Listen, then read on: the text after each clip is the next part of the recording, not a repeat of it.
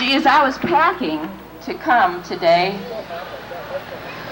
there was a knock on the door and there was a lady there, very beautiful black lady and a little girl, and they were Jehovah's Witnesses, and they had some material for me for 40 cents. And I said to them, what will I get out of this material? And she said, this will absolutely give you hope for the future in a world that can be destroyed by the bomb. And I thought, wow, that's wonderful. Good for you. And then I thought, as I put my blouse into my luggage, if this thing doesn't go right, you know, if I don't feel that I've achieved hope in the next 7 days, I can, you know, sue her for $4 million.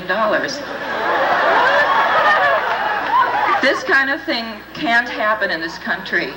I actually love America. Some of my peers don't. So some of the people that I know very well, you know, complain a lot about America, but I've been privy to a lot of horror stories because I know people from Czechoslovakia, from Yugoslavia, people who have escaped from Russia, people who've crossed the border with one sweater when the border was open and they could run. And I know that the freedoms in this country have been really wonderful. And for this to occur, thank you. I sometimes think that this can occur because people haven't cherished the freedoms enough and fought for them enough in the past. And I think that starting now, we're going to make that, we're going to amend that. We're going to fight for the freedoms of this country.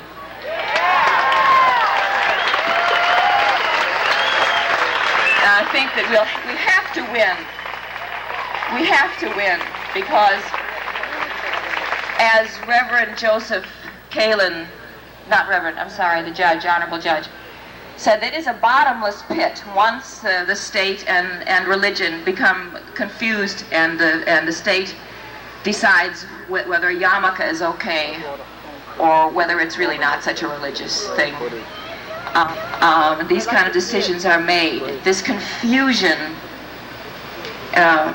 turns into a bottomless pit. There is no way up, there is no way out, and the time to get out of it and the time to win this, and we must, is now. So I just want to thank you from not only myself, but from all the pastoral counselors in the country and all the people who are so frightened now that they can't open their mouths and hope for anything anymore without being sued, without having an intervention. That's all, I guess. Thank you for being here. Let's win this. I'm glad we're together.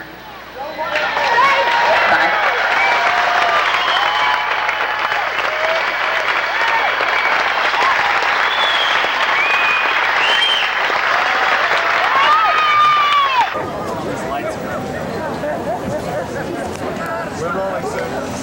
Ladies and gentlemen, may I present Jeff Pomerantz.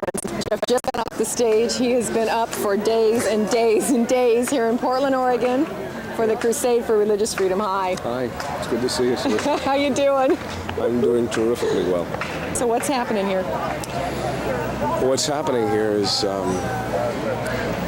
truly a crusade, you know? And it's a crusade for religious freedom, and I've never met so many incredible people in my life. It's just been astounding entertainment, wonderful feeling.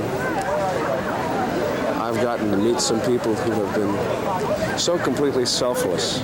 You know, most individuals are striving to just be able to do what they want to do. And we've had so many wonderful entertainers here who have given freely of their time and had absolutely no ego. You know, they dropped who they were and how important they were and said, how can I contribute to this? How can I help? And some people have blossomed so amazingly. Frank Stallone is just, you know, he's been wonderful. And And Melanie, Melanie just contributed and was there. I mean, she's been there for years, whenever there was something really worth supporting, that lady was at the forefront. And the support's just been terrific. I mean, I guess what it comes down to is that when there is something as vital and positive and good as Scientology, nobody's afraid to stand up. And we've had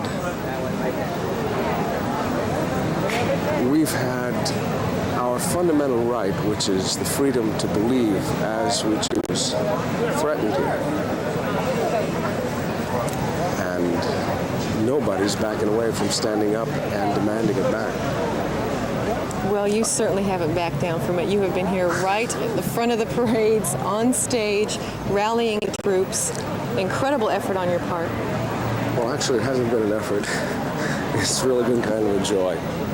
This is the best thing that's ever happened to me in my life, becoming a Scientologist. It's never failed me or anybody I know who's had the courage to face themselves, and simply apply the technology that L. Ron Hubbard's given us. And I want to say this, though. I mean, I've been involved in a lot of things here, but I really mean that what I've done here is no greater than what every single other individual has done by being here. Every single person who has come here has contributed to this. And I have had the privilege to see people from all walks of life, all different strata of society, just behaving as Scientologists. And I am very proud to be one. And I don't know, I've said so many things, I don't know what to say anymore. Really. You said it beautifully, Jeff. Thanks a million. Thank you. Thanks for being here. Thank you all for being here. Thank you. Good night.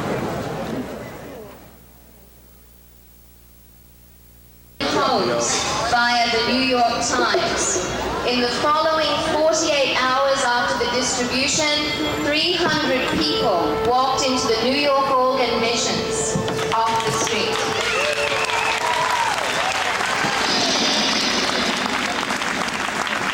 Started a service right away, and they couldn't keep up with the phone calls to the 1-800-for-Truth number in LA, but they did count 400 phone calls in 48 hours from the New York area, okay? Now, I know that a guy got the New York Times in San Francisco and had an appointment at the mission this afternoon for services, okay? The CEO of the Continental Liaison Office West US recently made it known that they had their highest gross income ever 5 weeks after the distribution of this booklet. Orange County has its best stats ever just outside